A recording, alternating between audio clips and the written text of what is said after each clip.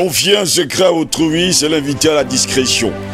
À l'indiscrétion surtout, la bouche ivre révèle les secrets du cœur, et tout ce qui est utile ne doit point demeurer secret.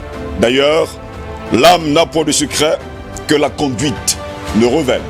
Mesdames, Messieurs, bonjour, très heureux de vous retrouver ce mercredi 17 février de l'an de grâce 2021 pour une nouvelle édition de DBS Matin. Au cours de cette autre édition, nous allons continuer à décrypter l'actualité. Et d'ailleurs, au cours du débat, notre thème sera tout simplement celui-ci. Une minorité de 13 familles contrôle secrètement le monde. Quelle alternative? Ce sera justement notre grande interrogation. Je me reprends. Une minorité de 13 familles contrôle secrètement le monde. Quelle alternative? Bon réveil à toutes et à tous. Hotep à l'Afrique, Hotep au monde et bienvenue à cette autre édition de DBS Matin. Mesdames, Messieurs, dans un instant, nous allons entrer dans le vif du sujet avec le sujet qui nous intéresse. Une minorité de 13 familles contrôle secrètement le monde. Quelle alternative? C'est notre grande interrogation. Une minorité de 13 familles contrôle secrètement le monde. Quelle alternative? C'est notre grande interrogation. Mes invités sont là ce matin pour le thème qui nous concerne d'ailleurs ce matin. Président Vanakali, bonjour, bienvenue à vous. Bonjour mon cher Goss, bonjour à mes copanélistes, bonjour à vous-même, salut à Ella, mon frère, l'homme de propriétaire de tous les dossiers, et l'apôtre Fanga. Je salue tous les techniciens du DBS qui nous permettent de travailler dans les meilleures conditions. Je salue le DG, Marc. Merci d'avoir pensé à moi, monsieur. Merci d'être là ce matin, président Vanakali. Paul est là, bonjour, bienvenue à vous. Bonjour Steve et bonjour à toutes les lumières de l'esprit avec lesquelles vous me donnez le privilège plusieurs fois dans la semaine de partager l'expérience et d'apprendre. Et je suis à votre disposition. Heureux de vous avoir également sur ce plateau ce matin. Albert Anatola ici, bonjour, bienvenue à vous. Bonjour Steve Gislongo, je salue mes co-panélistes que vous avez déjà eu le privilège de présenter aux téléspectateurs. Je salue tous ceux-là qui nous regardent à travers le Cameroun, l'Afrique et le monde. Je parle du monde, n'est-ce pas, humanisé, pas le monde des états terrestres et des jupitériens. Je salue tous ceux-là qui nous regardent du côté des Antilles françaises, notamment de la Martinique, de la Guadeloupe, de l'île de la Réunion et tout ce que vous savez. C'est à cela que je parle des afro-descendants qui, comme nous battons sur le continent contre la décolonisation économique, politique et surtout le démantèlement des accords Léonard que nous avons signés, qui ont été signés en non-lieu et place. De l'autre côté, ils se battent contre la discrimination raciale. Je voudrais ce matin leur dédier mon coup de gueule. En effet, la semaine dernière, il y a une émission qui est passée dans une chaîne extra-régionale qui s'appelle L'Heure des Pros. Il y a un certain Jean-Claude Dacier qui est sorti des bois pour justement exprimer son racisme. C'est vrai que ce n'est pas lui qui est raciste parce qu'en fait, il n'exprime que, n'est-ce pas, la réalité de la société française qui est hypocrite et qui est fondamentalement raciste, parce que là-bas nous avons le racisme à la fois structurel et le racisme de l'État. Monsieur Jean-Claude Dacier déclare, je cite, que tant que vous aurez 75% de Noirs et d'Arabes dans les écoles, ça ne marchera pas. Ça ne marchera pas, pourquoi? Une déclaration qui est en contradiction, parce que la problématique portait sur la loi actuellement en examen au Parlement français, la Chambre du Parlement français, sur le séparatisme et l'islamisme radical. Allez donc savoir quel était le lien entre, n'est-ce pas, l'analyse de cette loi et les propos de M. Jean-Claude Dacier sur, n'est-ce pas, la dégradation même des systèmes éducatifs français, notamment au détriment des territoires d'outre-mer français et bien évidemment dans les banlieues, parce qu'il faut quand même dire qu'en France, il y a deux types de systèmes éducatifs. Ceux qui sont en métropole, ils ont un très bon système éducatif. Ceux qui sont en banlieue, raison pour laquelle régulièrement vous avez des émeutes, parce que là, ils bénéficient d'un enseignement au rabais. Parce que la plupart des personnels enseignants qu'on l'envoie là-bas, ce sont des enseignants qui sont au rabais. Donc, conséquence des choses, ils ne bénéficient pas des mêmes privilèges au niveau du système ancien. Donc, je pense aujourd'hui qu'il est important de dire à nos frères, je parle des afro-descendants, que c'est vrai, ils bénéficient de la nationalité française, comme ils le disent, ils me le disent, mais ils ne se sentent pas français, ils se sentent étrangers sur un territoire qui les considère comme étant des Français. André Christophe Fanga, bonjour, bienvenue à vous. Bonjour, Jocelyn Goss. Je vais rendre les civilités au président Bandakani, à Ella et à Albert Anatola ici. Nous pensons que nous sommes encore là pour éclairer la lanterne des Africains et de tous ceux qui nous regardent. Permettez-moi de toujours commencer par une portion de l'écriture. C'est très important parce que d'abord, Jean 8, 32, vous connaîtrez la vérité et la vérité vous affranchira. C'est très important parce que nous sommes dans une tribune de la vérité où la langue de bois n'est pas permise. D'ailleurs, même si vous faites dans la langue de bois, vous êtes chassé, comme Satan a été chassé du paradis. Vous comprenez du cercle restreint de Dieu parce qu'il n'avait point de vérité en lui. Dans le livre de Jean, chapitre 15, le verset 26, quand sera venu le consolateur que je vous enverrai de la part du Père, l'esprit de vérité qui vient du Père, il rendra témoignage de moi. C'est très important parce qu'aujourd'hui, nous sommes dans un monde qui n'aime pas la vérité, qui ne veut pas vivre selon la vérité. Et aujourd'hui, nous sommes en train de débattre, nous allons débattre d'un sujet extrêmement important et nous allons comprendre beaucoup de choses dans ces familles-là, qu'il y a une logique qui est cachée derrière. Nous sommes en guerre. Nous ne sommes pas en guerre contre les êtres humains. Nous ne sommes pas en guerre contre les individus, mais nous sommes en guerre contre un système démoniaque et satanique qui a été mis en place et qui veut dominer tout le monde, qui veut faire de tout le monde des chairs à canon, qui veut faire de tout le monde des marchandises. Alors moi, je ne veux pas être une marchandise. C'est pour ça que je me réfugie vers le Très-Haut qui a la toute-puissance pour mettre un blocage, pour mettre fin à ce système démoniaque et satanique. Merci monsieur d'être là ce matin. Je vais également me retourner vers Paul Ella. Ce matin, vous parlez de l'association African Revival et les universités panafricaines qui vont présenter justement le nouvel ordre mondial, transhumanisme, LGBTQ, consentement sexuel adolescent, où est l'Afrique? Et bien sûr, ce débat est ouvert au public. Paul Ella, ce sera le 27 février prochain. Absolument, et merci de faire le relais de cette information importante. Et pour vous dire que les universités panafricaines, avec l'association African Revival, organisent une série de séminaires à partir du 27 février prochain. Et ce sera tous les samedis. Ce sera désormais tous les samedis. Vous aurez des thématiques dans des domaines historiques, culturels, politiques, économiques, tous en relation avec la renaissance de l'Afrique que nous appelons de tous nos voeux, avec des intervenants de haute facture, dont bon nombre sont souvent présents sur les plateaux de JBS Matin. Et la prochaine session, c'est donc la toute première d'ailleurs, c'est donc le 27 février prochain, avec entre autres intervenants l'illustre président Bandakani qui est ici, qui me fait l'honneur d'ouvrir cette série de séminaires. Je rappelle que l'accès est libre et qu'il y a une pause café et que ça se tiendra entre 11h et 17h. Et désormais, retenez le rendez-vous tous les samedis à Douala pour commencer. Dans les autres villes, ça suivra. De 11h à 17h tous les samedis, il y aura des thématiques bien précises avec des intervenants de haut vol que vous retrouvez souvent sur les plateaux télé. Et précisément, c'est où, dans quel quartier? Vous avez dit Bonamou-Sadi. Voilà, à Bonamou-Sadi. Et les précisions seront données. Je précise juste que pour tous ceux qui veulent participer, c'est sur réservation, c'est gratuit. Et c'est sur réservation.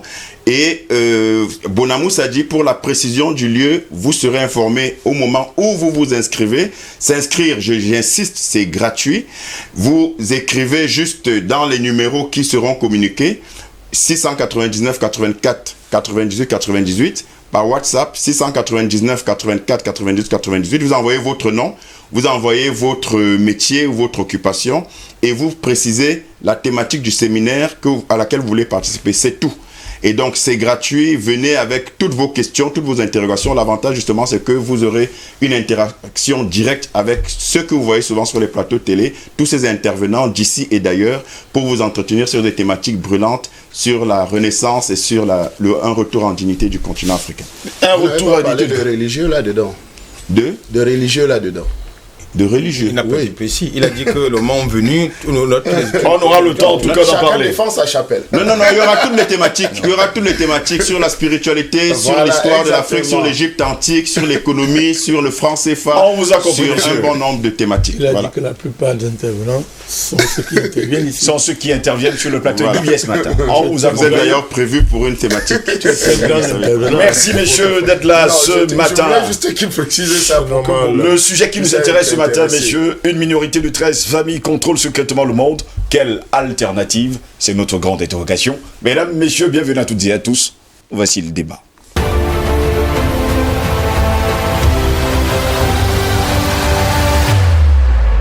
Le temps pour nous de faire un clin d'œil à Solange Morel et aux Galeries Morel à Etoameki à Yaoundé, une personne chère au cœur du président Banda Kani. Il faut préciser par ailleurs.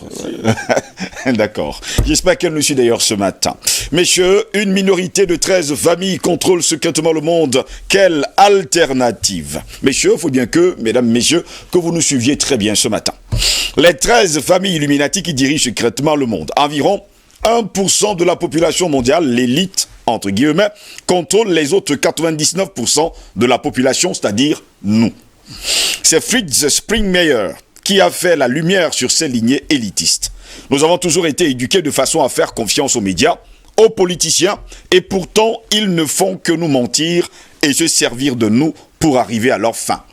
Ces lignées de pure souche, ils se reproduisent toujours entre eux pour garder leur lignée intacte, estiment être les descendants directs des anciens dieux et considèrent qu'ils méritent de régner sur la terre. Je vous donnerai donc ce matin les noms de ces 13 familles, messieurs. Je commencerai ce matin par les Rothschild. On les appelle également les Bauer ou Bauer.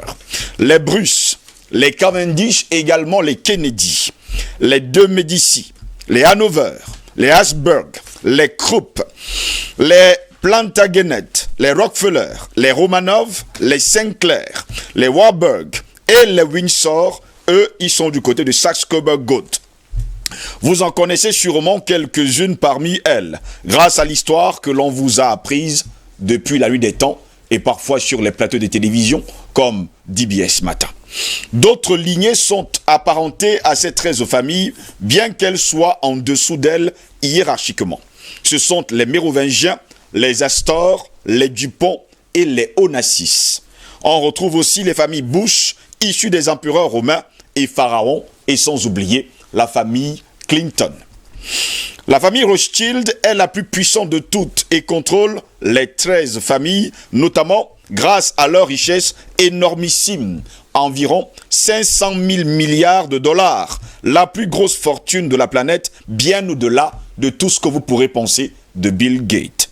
La famille Rothschild, avec Jacob de Rothschild à sa tête, contrôle presque toutes les banques. Oui, vous avez compris, j'ai dit contrôle toutes les banques. Et quand on parle de banque, beaucoup de personnes vont commencer à réfléchir. Les organes de contrôle des 13 familles. Eh bien, les 13 familles nous gardent sous leur joug, grâce à de grandes institutions qu'ils ont développées et qui sont intouchables juridiquement. Ces institutions fonctionnent comme des États à l'intérieur d'autres États. Nous avons par exemple la Cité du Vatican qui ne fait pas partie de l'Italie. La Cité de Londres, qui ne fait pas partie du Royaume-Uni. La Réserve fédérale, qui ne fait pas partie des États-Unis. Washington, D.C., qui ne fait pas partie des États-Unis non plus. On parle bien sûr des 50 États des États-Unis d'Amérique. Aucune cour de justice ou autre institution juridique au monde n'est capable de les poursuivre en justice. En d'autres termes, ils sont au-dessus de tout. Les sociétés secrètes actuelles, tels que les Illuminati, tout en haut de la pyramide, le groupe Bilderberg, le Club de Rome, les loges franc-maçonniques, Grand Orient de France, Ordo Templorum Orientalis, Skull and Bones, Prieuré de Sion, etc. La Société des Fabians, eh bien les Bobian Grove et plein d'autres sont dirigés par le Conseil des 13 familles, oui, et servent les intérêts des grandes multinationales. Mais commençons par parler justement de leur hiérarchie Illuminati. La pyramide Illuminati et les sociétés secrètes qu'ils contrôlent, bien que les membres des sociétés secrètes servent les 13 familles, ils n'en font pas partie. Ils ne les connaissent pas. et ils ne connaissent pas leur vrai maître, ni leur projet machiavélique. Ce sont juste des pions qui ont certes un rôle plus important que le nôtre, mais qui se font encore plus manipuler que nous-mêmes. Le lavage du cerveau, on appelle cela le brainwashing. C'est une technique bien ancrée dans notre société, très appréciée des familles dirigeantes et qui leur permet de nous garder dociles pour que nous ne puissions pas nous rebeller. Eh bien, ça commence justement par l'éducation. On en parlait encore hier, on va y revenir ce matin. Eh bien, mesdames, messieurs, l'éducation. L'éducation est un de leurs outils. Ils créent des écoles, les universités gratuites, où ils obligent les élèves ou encore les étudiants à mémoriser des quantités de choses sans faire appel à leur discernement ou à leur propre façon de penser. En bref, l'éducation uniformisée permet de ne créer qu'un seul courant de pensée majoritaire et d'empêcher aux étudiants d'utiliser leur esprit critique pour remettre en question le système éducatif. En plus, ce système éducatif est obsolète car il coûte très cher à maintenir alors que nous sommes dans l'ère de l'Internet qui nous donne accès à tout ce que nous voulons savoir, la plupart du temps gratuitement, comme ici, bien sûr, où nous parlons justement de cette histoire. Vous allez d'ailleurs le voir sur, il faut le dire, Facebook et les autres, il faut le dire comme ça, que vous pouvez connaître, la plupart du temps. Heureusement, certains pays arrivent encore à bâtir un système éducatif comme la Finlande, mais ils deviennent de plus en plus rares. Question donc, qu'attendent les autres pays du monde à créer leur propre système éducatif, à y penser même un tant soit peu? Je commencerai par parler de l'Afrique. Le deuxième problème, c'est l'argent. Eh bien, un autre outil très puissant qu'ils ont en main est l'argent. L'argent, c'est le pouvoir, car il permet d'acheter n'importe quoi et presque n'importe qui. Combien de gens ont commencé à travailler pour pouvoir s'offrir un certain train de vie pour finalement se retrouver, il faut le dire, dans une faillite monstre, dans une faillite extraordinaire et surtout sans sécurité financière qui empêche d'ailleurs des entreprises de faire faillite et à des gens d'être ruinés. Un autre mot, la santé. Eh bien, mesdames, messieurs, la santé. Le mot santé ne veut pas dire grand-chose de nos jours. On se contente d'un système de santé qui ne fait que guérir nos symptômes et maux physiques sans jamais aller au fond du problème. Pourtant, au début du XXe siècle, la médecine qui prima encore était bien la médecine naturelle. On se soignait avec les plantes, l'homéopathie, le sport et bien d'autres encore. Puis, il faut le dire, les Rockefeller ont infiltré l'éducation, en particulier le domaine de la médecine aux États-Unis, ce qui a progressivement marqué la fin de la médecine naturelle qui fonctionnait pourtant très bien. Ce sont eux donc qui ont aujourd'hui la médecine, ce sont eux également qui ont les big pharma. Ce sont eux qui contrôlent entièrement et totalement la santé des hommes. Maintenant, il y a les médias. Pour terminer, ce n'est un secret pour personne, sauf peut-être ceux qui vivent dans une grotte sans accès à la technologie et à l'information. Eh bien, les médias sont contrôlés par ceux qui dirigent le système financier. C'est bien pour cela que les médias n'évoquent jamais de tels sujets, sauf en Russie. Dès que quelqu'un évoque un sujet qui dérange, eh bien, mesdames, messieurs, tout de suite, vous avez de gros problèmes. Oui. Dès que quelqu'un évoque un sujet qui dérange à la télévision ou à la radio, on le fait taire très rapidement et en général, on ne revoit plus la personne sur le plateau. Il y a également la justice. Encore un mot qui porte une drôle de consonance. Difficile de voir où perdure encore la justice en ce montant. Tout est aujourd'hui corrompu. Les coupables sont innocents et les innocents sont coupables. Allez savoir dans quel monde on se trouve aujourd'hui. La loi tend plus à soumettre les peuples qu'à leur octroyer des droits. À quand remonte la dernière réforme politique qui nous a avantagés? Je vous pose justement la question. L'élite dirigeante nous voit comme des vaches à lait grâce auxquelles elle continue son train de vie flamboyant pendant que le peuple grogne aux portes, il faut le dire, des grandes puissances, des grandes entreprises, des grands politiques et sans oublier des présidences de la République. Messieurs, on les imagine bien nous dire, attendez encore un peu avant de nous virer de là, parce que personne ne nous donne des ordres. Et oui, messieurs, oui, vous l'avez bien compris. Vous l'avez très bien compris. Maintenant, terminons par les gouvernements. Eh bien, les gouvernements, beaucoup de gens ont encore foi en la politique et continuent de croire à chaque élection que quelqu'un va pouvoir changer les choses et servir les intérêts de ses concitoyens. Ils commettent toujours la même erreur, celle d'aller voter en se disant que le nouveau président va changer les choses. Mais peut-il changer réellement les choses? C'est tout de même très naïf et simpliste d'espérer qu'une seule personne puisse changer les choses pour nous en recevant notre vote. Les présidents, comme la majorité des politiciens, sont pris dans un étau, celui des marchés financiers. Tant que les gens continueront d'aller voter et de déléguer le pouvoir à d'autres personnes, le système perdurera. Heureusement, il y a quelques hommes politiques qui sortent du lot et qui disent haut ce que les autres disent tout bas. D'ailleurs, ce que certains chuchotent même parfois à l'oreille des animaux. Les institutions, on peut en citer un grand nombre, à commencer par l'Organisation des Nations Unies. Nous donne-t-il vraiment l'impression que les nations sont unies? Peut-on dire aujourd'hui que les nations entières sur la Terre sont unies? Puisqu'on parle des Nations Unies, l'Organisation des Nations Unies. Qu'est-ce qui nous prouve que les nations sont unies? D'ailleurs, est-ce que les nations sont unies? Le monde est déchiré de toutes parts. Les noirs contre les blancs, les riches contre les pauvres, les chrétiens contre les musulmans, la police contre les manifestants, etc. Tout est fait pour nous retourner les uns les autres. Mais comment ne pas le comprendre? Comment ne pas prendre un moment pour dire non et changer justement les choses?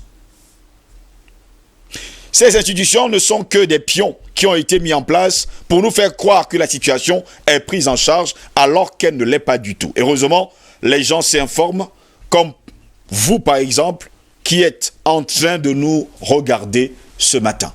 Voilà pourquoi nous avons choisi de vous en parler au cours de cette matinée. Une minorité de 13 familles contrôle secrètement le monde. Quelle alternative pour le monde? Quelle alternative pour les Africains? Car nous sommes sur le continent africain, le berceau de l'humanité. Président Bandakani, commençons par votre réaction ce matin. Comme toujours, je suis toujours impressionné par votre sagacité journalistique, les thèmes que vous choisissez et la manière dont vous les introduisez. Ce qui d'ailleurs nous facilite le travail. Je voudrais d'abord vous rappeler ici à tout le monde que vous savez que nous sommes victimes de censure. Oui. Vous le savez? Nous le savons. Je reviendrai demain. Je vais parler demain. Pour quand même voir les significations politiques, constitutionnelles et juridiques du fait que l'État camerounais, par exemple, entre autres, peut laisser Facebook, les GAFAM, censurer les Camerounais. Je pense vraiment les Camerounais. Les censurer, c'est-à-dire donner le pouvoir à la racaille, là, à cette racaille, tous ces gens-là, de censurer un Camerounais, alors que les droits de ces Camerounais sont garantis par la Constitution du Cameroun. Je sais l'exemple du Cameroun, c'est valable pour tous les États dans le monde. Hein.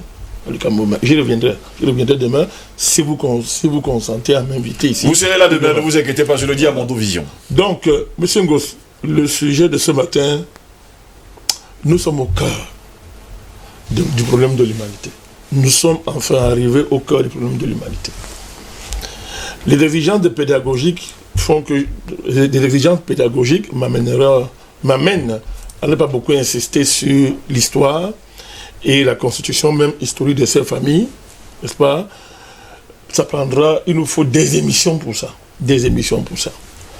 Vous avez vous-même indiqué les quelques voies par lesquelles ces familles-là tiennent le monde.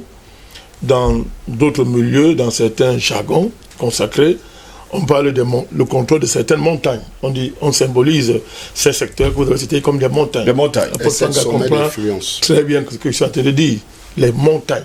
Les 7 sommets d'influence. Très bien, vous avez très bien compris ça. C'est-à-dire qu'ils sont assis sur ces sommets d'influence et à partir de là, sans travailler, sans faire beaucoup d'efforts, ils vous esclavagisent. Ils sucent tout ce que vous faites.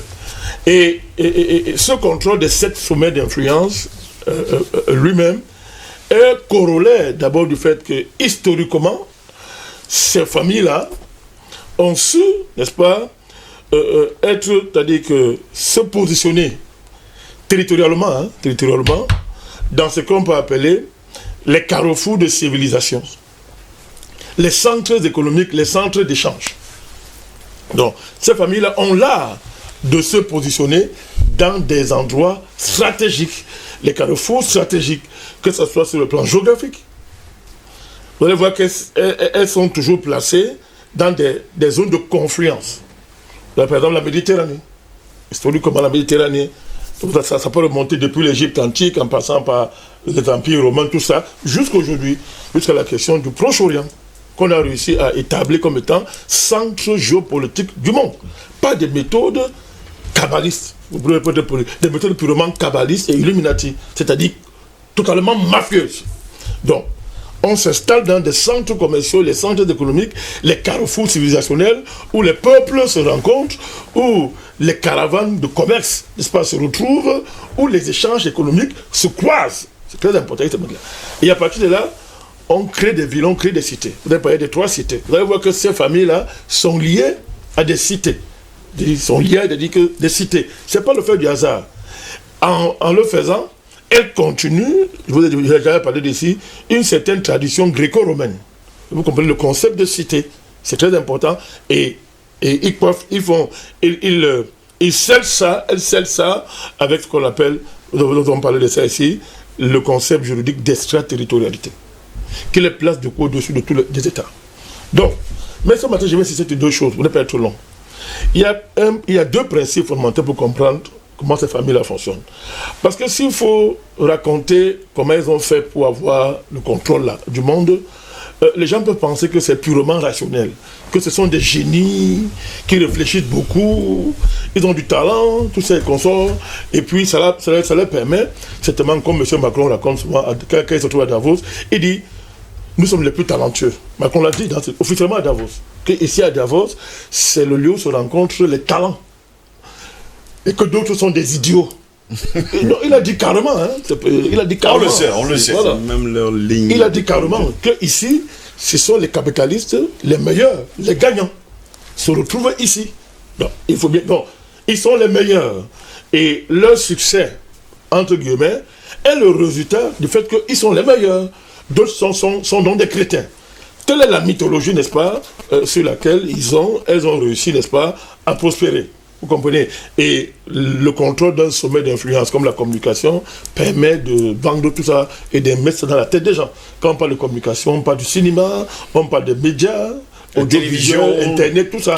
C'est ça, la presse écrite, tout ça. C'est ça qu'on appelle le sommet de montagne, qu'on appelle médias. Donc, au cœur de cette affaire, il y a 2 principes que je veux conclure. Il y a ce que j'appelle le principe de la primauté généalogique. M. Ngos. C'est bien ce que je suis en train de dire, hein? La primauté généalogique, qui est basée sur le fait que ces familles considèrent qu'elles sont sacrées. Attention, elles sont sacrées. Elles le disent d'ailleurs, haut et fort. Alors, que faut-il donc entendre par famille sacrée? Et quand je parle de famille sacrée, vous étendez ça à la sacralité du peuple élu. Parce que ces familles-là sont indissociables de ce qu'on appelle le sionisme. Vous savez ça? C'est-à-dire, au cœur c'est le sionisme qui est au cœur de cette affaire. Le soubassement, c'est le sionisme, cette affaire-là. Le sionisme lui-même qui récupère, n'est-ce pas, les vieilles traditions des familles sacrées, comme par hasard, sont les familles royales, les familles couronnées, qui pendant longtemps ont régné sur les nations. Donc ces familles-là sont sacrées. Alors comment se constitue la sacralité d'une famille? C'est quoi la primauté généalogique? C'est qu'une famille doit réussir à connecter sa généalogie à la primogénéalogie de l'humanité. Ça veut dire qu'elles descendent directement de Dieu. C'est-à-dire qu'elles descendent directement de Dieu. Et vous allez voir quand vous lisez le Talmud, vous comprenez ce que je suis en train de vous dire, parce qu'il y a une réinterprétation de la Genèse qui fait que ces familles-là sont connectées généalogiquement à Dieu, aux premières familles fondatrices de l'humanité. Et du coup, par ce biais-là, elles sont sacrées. Mais il y a plus fondamental. Ce qui les sacralise, c'est le culte qu'elles entretiennent avec leur Dieu qu'on appelle Satan. C'est fondamental. On n'aime pas trop en parler, on dit que non, parce que c'est caché. Vous allez voir, si vous remontez depuis la Grèce antique, même depuis l'Égypte antique, puisque maintenant il est établi, les racines remontent jusqu'à là-bas. Vous allez voir que ces familles sont attachées à des cultes terribles, des cultes horribles, comme sacrifier les enfants. J'en parle parce que vous ne comprenez rien si vous ne parlez pas de ça. Leur pouvoir vient exactement de là. Un pacte avec Satan qui consiste à pratiquer des rites terribles. Il y a la primogénéalogie a un rapport avec la maîtrise de certains rituels. de certaines connaissances qui remontent depuis les vieilles sociétés historiques, qui se partagent ces secrets. Et ces cultes-là, monsieur Ngo, ces rituels consistent à verser du sang. Et surtout le sang innocent. Comme excuse, je vais être brut, comme excuse. Allez-y. Voilà. Nous sommes là pour ça. À dévierger les filles pures. Vous avez des cultes, par exemple, on vous parle des vierges consacrées dans des lieux entre guillemets de culte. Vous avez des femmes, des filles qui vont vous faire 1 an, 2 ans, 3 ans de virginité pour être dépucellées par un maître. Et à l'issue de ça, il faut que le sang coule. Il faut qu'on mette ça sur la table, toutes ces choses-là. Il faut que le sang coule. Après, on peut trancher sa tête. Fais ça. Elle disparaît comme ça, sans trace. On l'a mangé. On l'a mangé. Et c'est comme ça qu'il se purifie. Hein. Ils appellent ça la pureté. Donc le pacte avec Satan, qui consiste à livrer à Satan un ensemble de biens spirituels que Satan adore, la consommation du sang, le sadisme, la destruction de l'être humain. Il faut être en mesure de faire souffrir un être humain de manière à ce que, n'est-ce pas, la souffrance se transforme en jouissance, en orgie rituelle qui leur permet ils appellent ça, de manger le pouvoir. Ça, c'est la caractéristique essentielle de la primogénéalogie. C'est ça qui permet de dominer, d'être sacré. Parce qu'à partir de là, Satan vous donne des cadeaux. Il va vous inspirer beaucoup de choses, des techniques, et il vous fera prospérer dans beaucoup de domaines. Avec les techniques, on va dire que vous êtes un génie, mais alors que quand on vous donne simplement ça, on va vous apprendre à contrôler les nations. Et vous savez que le sionisme, par exemple, a pour projet le contrôle de toutes les nations, la soumission de toutes les nations à la prétendue gloire de ce Israël, entre guillemets. Entre guillemets. Parce que moi, c'est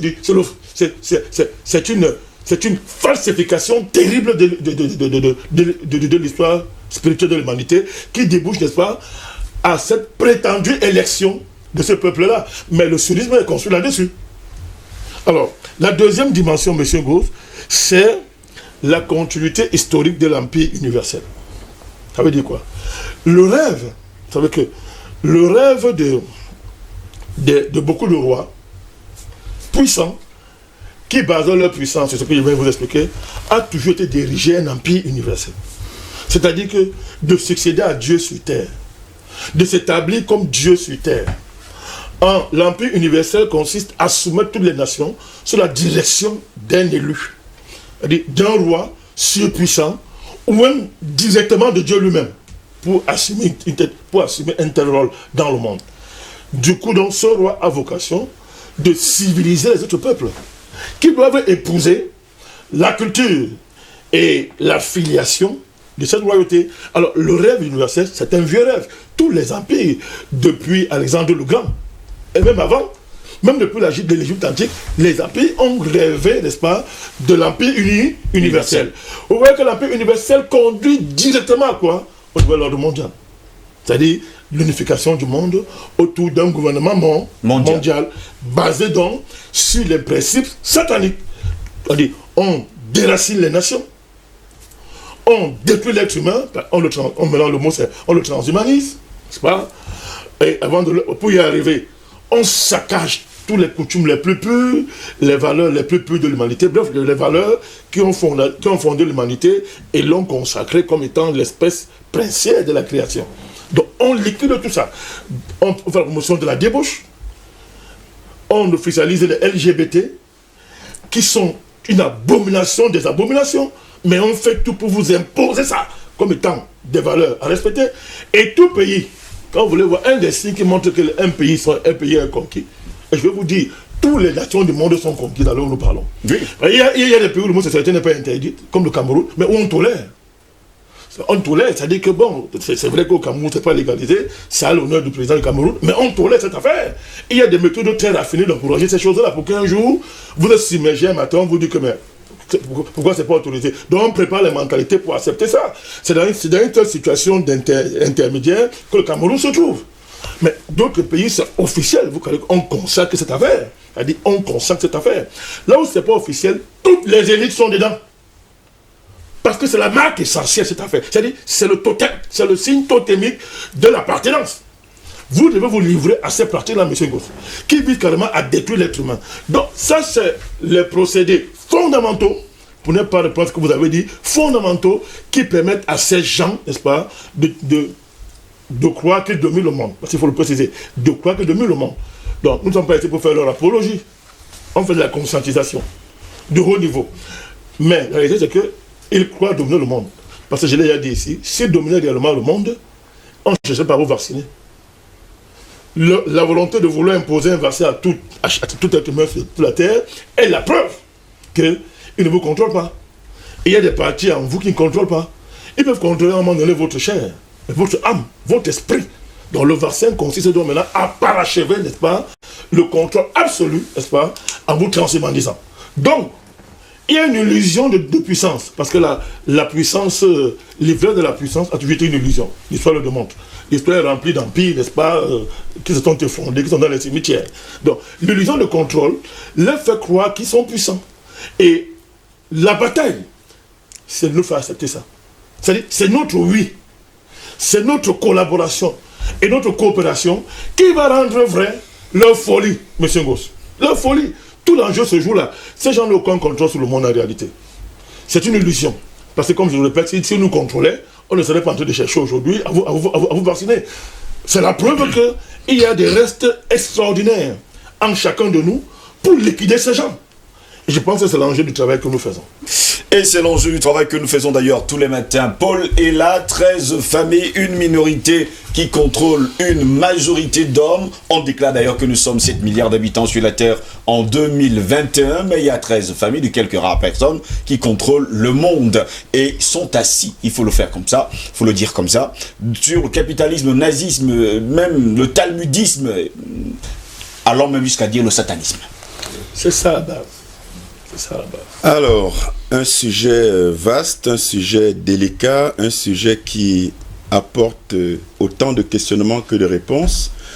Autant, il est vrai que pour détenir des individus, des peuples dans le monde actuel, et ça ne date pas d'aujourd'hui, il faut le détenir par où ça fait le plus mal, c'est-à-dire l'argent. Et aujourd'hui, le thème d'aujourd'hui met en exergue quelque chose de fondamental et d'essentiel qui explique en fait les tenants et aboutissants de tout ce que nous vivons aujourd'hui.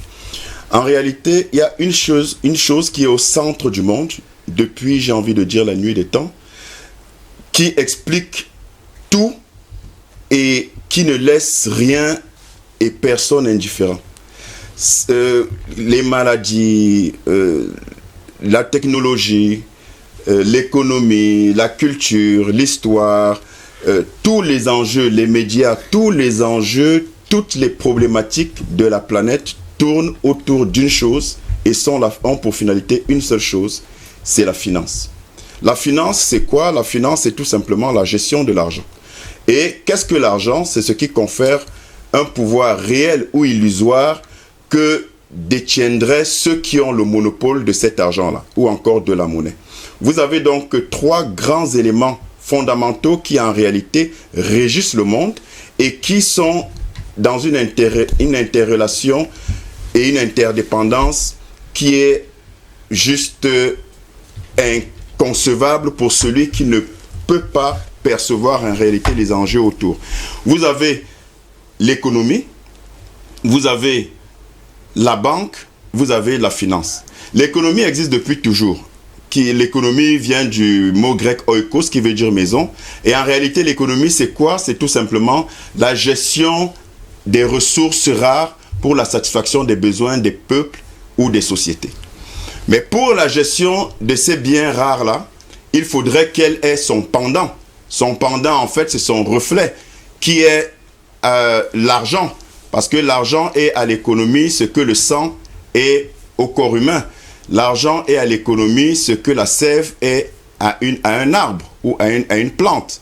Donc, sans l'argent, il n'y a pas de transaction économique. Mais cet argent-là doit être géré, doit être centralisé, doit être créé ou émis par des structures, des institutions qui sont donc le pendant visible de la finance, à savoir les marchés financiers et les banques. Et quand on parle donc des banques, on arrive au cœur du problème. Parce que les institutions bancaires sont les structures qui en réalité finissent par régir le monde et en réalité se retrouvent au cœur même de toutes les problématiques humanitaires. Et vous avez ceux qui maîtrisent donc la banque, ceux qui sont à l'origine de cette institution puissante qui régit le monde et qui dicte sa loi, même à ceux qui se présentent comme étant les plus puissants, mais qui en réalité ne sont que des marionnettes, justement parce que détenus, orientés et manipulés par le pouvoir de l'argent et l'institution qui dirige ce pouvoir-là, à savoir les banques. L'origine des banques, en réalité, c'est depuis le XIIe siècle, entre le XIIe et le XVe siècle. Et vous avez à l'origine de ces banques-là, le mot banque provient du mot en italien banca. Banca en réalité, pourquoi? Parce qu'à l'époque, la persécution des Juifs entre le XIIe et le XVe siècle a fait que l'Italie, notamment la ville de Venise, de Florence et de Lombardie, étaient les principales villes qui recevaient les réfugiés juifs de l'époque. Et elle les recevait, mais en réalité, elle les ghettoisait. Donc, c'est de là que vient le mot ghetto. Donc, elle les mettait, l'Italie donc de l'époque, les mettait, ces juifs, dans des quartiers, en réalité, où ils n'avaient pas le droit de sortir, faire des transactions avec tout le monde de façon libre.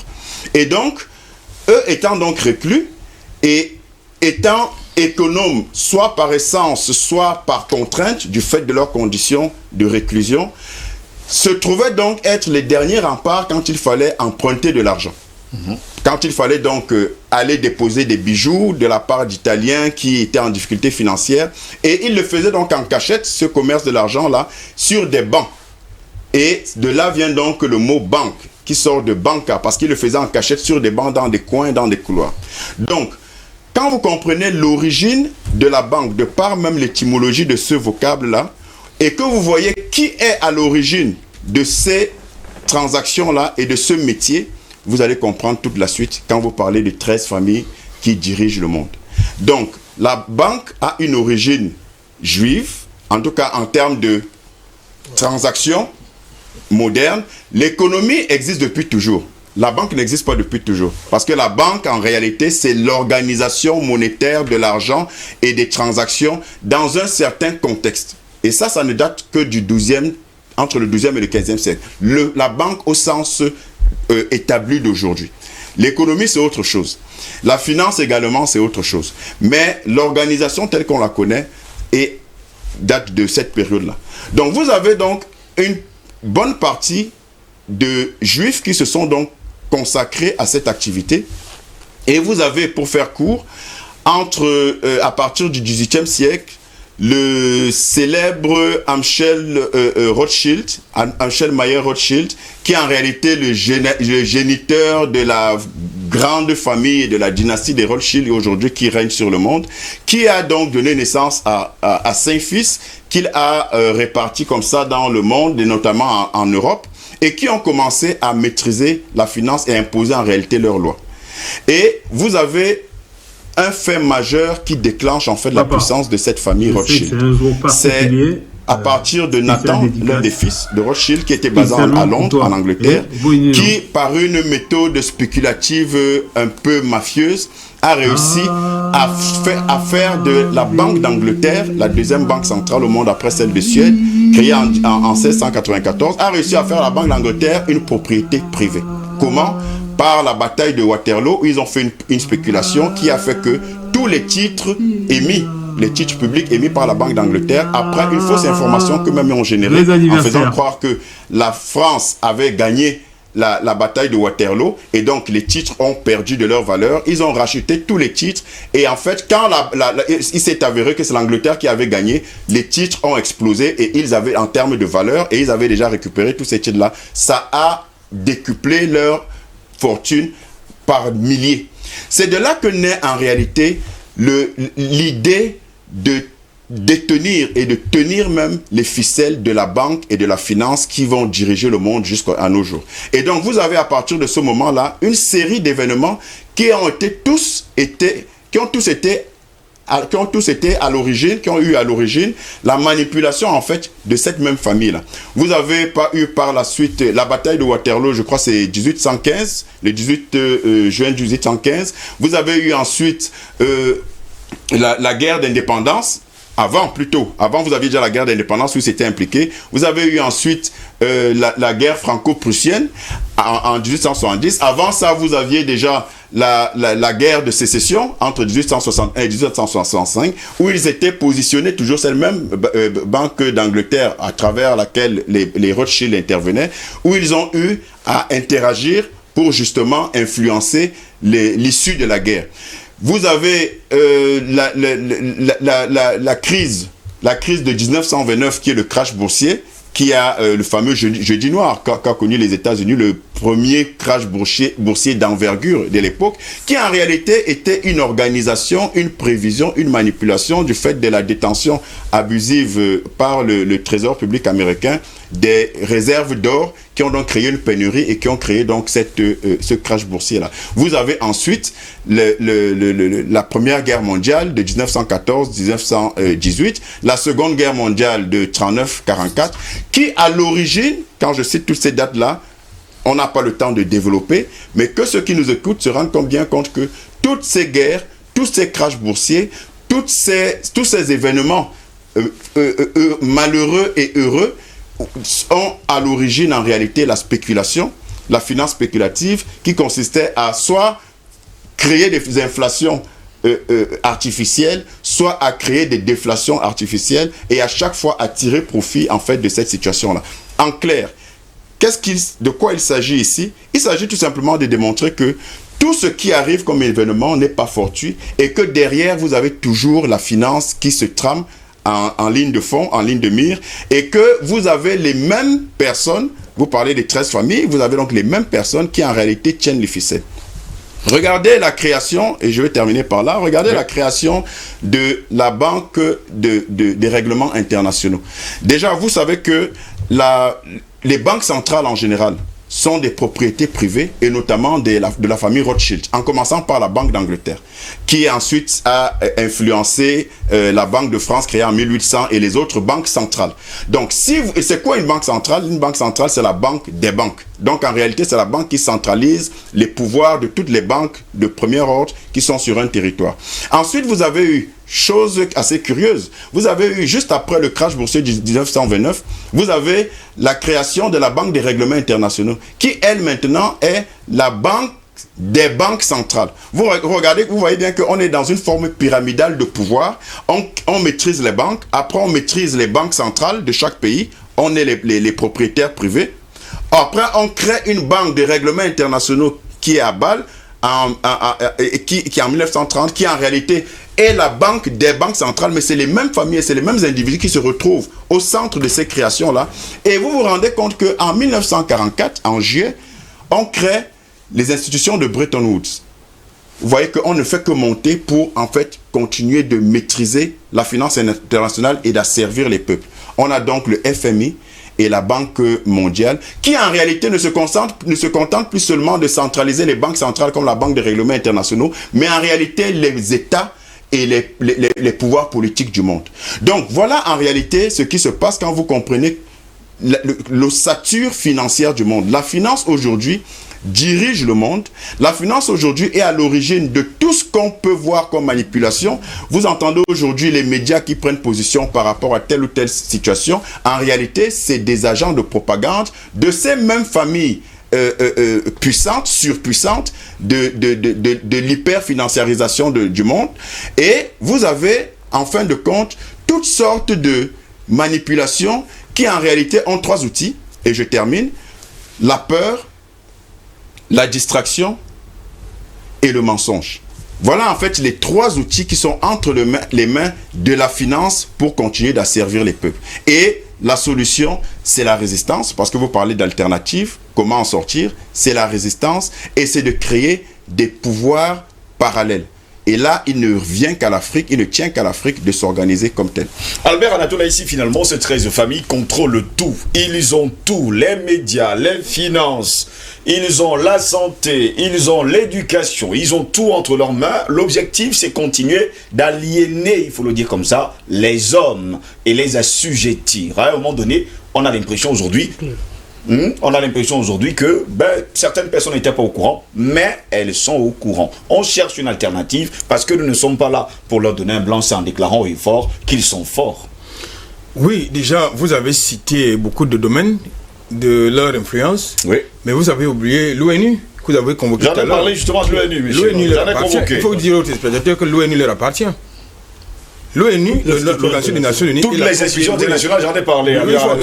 Il faut que les téléspectateurs comprennent très bien que l'Organisation des Nations Unies est la propriété de ces 13 familles bancaires. C'est très important de le préciser. Cela veut dire que lorsque vous appelez l'ONU quelque part, ce n'est pas là pour, ils ne sont pas là pour régler un problème quelconque. Bien au contraire, ils vont plutôt en créer. Souvenez-vous, il y a quelques semaines, nous avons fait justement une émission sur les 3 sociétés les 3 grandes cités. Les 3 grandes cités justement qui contrôlent la le monde. City de Londres, la cité Et de vous allez Washington, constater sans que oublier, bien sûr, et la cité du Vatican. dans l'analyse que nous allons faire tout à l'heure, vous allez constater que les 3 villes se tiennent. C'est-à-dire, ces familles sont partout.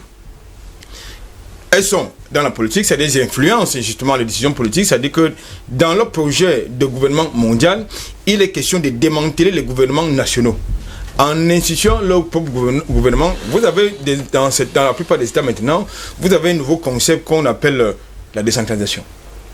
La décentralisation, les conseils régionaux, et tout le bazar que vous entendez par là, ça vise justement à démanteler le pouvoir central des gouvernements nationaux. Oui.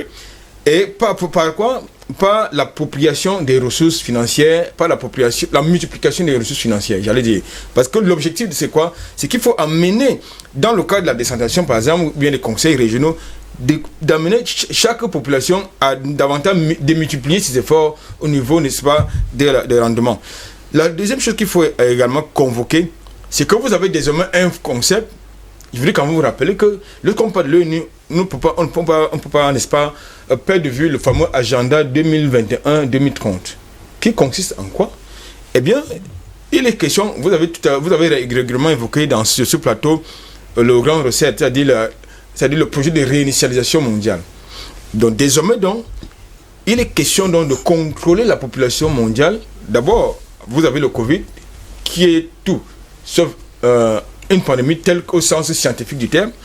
Vous avez donc, il est donc question de faire quoi? D'amener les populations à abandonner, vous l'avez tout à l'heure indiqué, la pharmacopée africaine, puisque nous parlons de l'Afrique, au profit, n'est-ce pas, de leurs médicaments toxiques. Pourquoi? Pour faire fonctionner les Big Pharma, qui sont justement également leur propriété. Vous avez là également la suppression du droit à la propriété. Et je voudrais pas les choses que les Africains peuvent facilement comprendre. Ils vont se rendre compte que la plupart des multinationales, aujourd'hui sur le continent africain, sont devenus des propriétaires fonciers. Ils ont accès au droit foncier, à la propriété foncière. Comment ça se passe? Vous avez des organisations comme l'UNICEF, comme l'UNESCO, vous avez désormais des monuments nationaux qui deviennent la propriété, qui deviennent le patrimoine exclusif de l'UNESCO. Ça doit vous faire quand même réfléchir. Lorsque vous savez que... L'UNESCO doit l'appartenir. Lorsque vous savez que... Particulièrement l'UNESCO. Tout à fait. Lorsque vous savez que l'ONU est une entité mondiale, mais qui est la propriété de ces 13 familles. Ça doit donc justement vous faire réfléchir. Et que le siège même, il faut préciser partout à nos téléspectateurs que le siège même des Nations Unies appartient justement à cette famille. Oui, justement, c'est leur propriété. C'est important de leur dire que c'est leur propriété. Tout comme les banques centrales, elle a très bien énoncé, vous avez donc vous avez donc le contrôle des ressources naturelles, vous avez la suppression du droit à la propriété. C'est désormais acté. Vous n'avez plus désormais les questions de faire quoi? Le prochain projet, c'est quoi? C'est que dès que vous vous faites vacciner, vous avez tout au plus 5 ans, ça va commencer à avoir les effets. Ça commencera à avoir les effets. Et puis, le projet va commencer à être mis à être implémenté parce qu'il est question de diminuer la population mondiale. Vous avez le contrôle des ressources. Et là, c'est très important puisque nous parlons du business, nous parlons de la finance. Tout à l'heure également, elle l'a évoqué, nous parlons de la finance, c'est-à-dire la spéculation du marché international. Ils organisent les guerres, justement, pour que cette finance-là fonctionne. Ça, c'est important aussi de le dire. C'est-à-dire que lorsque ça va très très bien, Et ils organisent des guerres de préférence. Là, ils ont quelque chose à tirer. Vous en avez en Afrique. Partout vous avez. Sur tout le continent africain, vous avez des guerres. Partout vous avez des guerres. Eh bien, il y a quelque chose à prendre là-bas parce que c'est de ça qu'ils se nourrissent. Donc, ils organisent les guerres et viennent avec leurs pompiers de l'ONU vous faire croire qu'ils viennent en pompiers. Non, ils ne viennent pas en pompiers du tout. Parce que ce sont les choses qui sont planifiées. Et rien n'est au hasard chez eux. Aucun événement, aussi petit soit-il, ne les échappe parce qu'ils planifient et contrôlent tout. Ils sont comme des vautours. Ils aiment les événements malheureux. Ils planifient et contrôlent tout. C'est de ça qu'il s'agit. C'est-à-dire, aucun événement, aucun événement qui se passe dans le monde, aussi petit soit-il, n'échappe à leur contrôle parce qu'ils planifient, ils sont au début, ils sont à la fin. Absolument. Ça, c'est important de le préciser. Et maintenant, vous avez dans les secteurs, parce qu'il faut quand même constater une chose, la lutte sera très âpre et difficile. Pourquoi? Parce qu'ils sont déjà parmi nous. Sur le continent africain, vous avez les groupes comme l'Alliance. Ils en sont les propriétaires. Vous avez les groupes comme AXA. Ils en sont les propriétaires. Ils sont dans le domaine, ils sont dans l'agroalimentaire. Parce que là, tout à l'heure, j'ai vu sur le tableau, vous avez la société Monsanto. Mais attendez, ça vous inspire pas quelque chose, Monsanto? Vous avez connu une sorte d'épidémie orange. Je crois que c'est l'épidémie orange, c'est-à-dire qui avait pollué les aliments. À l'époque, ça date tout ça. Ça veut donc dire qu'aujourd'hui, quand les gars vous contrôlent, ils contrôlent la finance, ils contrôlent la grande distribution, ils contrôlent l'agriculture, ils contrôlent le transport, ils contrôlent tout pratiquement. Ça va être très grave. Ils contrôlent même les politiques, même vos politiques les contrôlent. Tu parles de l'agent orange. Tout à fait. Qui est expérimental. Oui, tout à fait, l'agent orange. C'est la base de montage. C'est eux. C'est justement pour créer, l'agent orange, c'est eux justement pour créer, justement, comment je peux dire ça? Une sorte de scandale alimentaire, voilà, un scandale alimentaire, justement pour spéculer. C'est-à-dire que, de telle sorte que, comme ils se sont rendus compte que le business au niveau de l'agro-industrie, ça ne fonctionnait pas, il fallait créer, n'est-ce pas, un clash alimentaire pour que ça fonctionne. Maintenant, donc, aujourd'hui, nous parlons du vaccin qui fait l'objet de beaucoup d'opposition à travers le monde. Mais si le vaccin ne passe pas, j'ai eu à le dire sur ce plateau, ça ne passerait pas l'alimentation. Donc, vous savez, c'est très bien planifié. Alors, avant de terminer mon propos, il est important de souligner également un aspect. C'est-à-dire que vous avez l'Église, c'est-à-dire précisément, pas seulement le Vatican, parce que très souvent on parle du Vatican, mais il faut également parler même de l'islam. Ça c'est important, parce que tous ces gens... La City du Vatican contrôle toutes ces religions. Contrôle tout. Vous inquiétez tout est lié. Oui. Même en Arabie Saoudite, le Mossad, il fait partie de là, non? Le Mossad. Il fait partie de ça. Il est quoi? Il est musulman. Donc c'est un arabe. Donc, alors, il contrôle donc tous les piliers, n'est-ce pas? Que ce soit de la politique, que ce soit de la géopolitique, que ce soit de la religion, quelle que soit la religion, parce que c'est même bien que nous avons un homme de Dieu sur ce plateau, il contrôle toute la religion. Donc, qu'on ne vous fasse pas croire que l'église est aussi pure que ça, ou bien à la mosquée, c'est aussi pure que ça. Non. Vous avez n'est-ce pas, les agents de ces 13 familles, parce qu'ils contrôlent tout. Ils contrôlent le sous-sol, ils contrôlent le sol, ils contrôlent l'espace. Parce que tout projet mondial que vous voyez implémenté, eh bien, ils sont au cœur. Vous avez la Russie, oui, que quelqu'un a convoqué tout à l'heure la Russie, oui, mais sauf que même les idéologies que nous connaissons, ils sont au cœur de ces idéologies.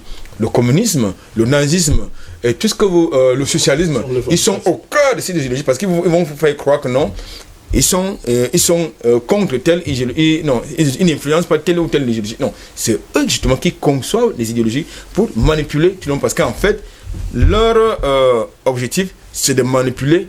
N'est-ce pas, c'est pas comme sur un tableau d'échecs, comme sur un tableau d'échecs, c'est-à-dire qu'ils manipulent, n'est-ce pas, les populations mondiales, c'est-à-dire une minorité, je veux dire. Mais quelle alternative?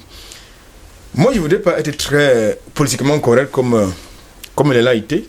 Tout à l'heure, pour la lui, il estimait qu'il faut rester vilain, il faut aussi pas quoi.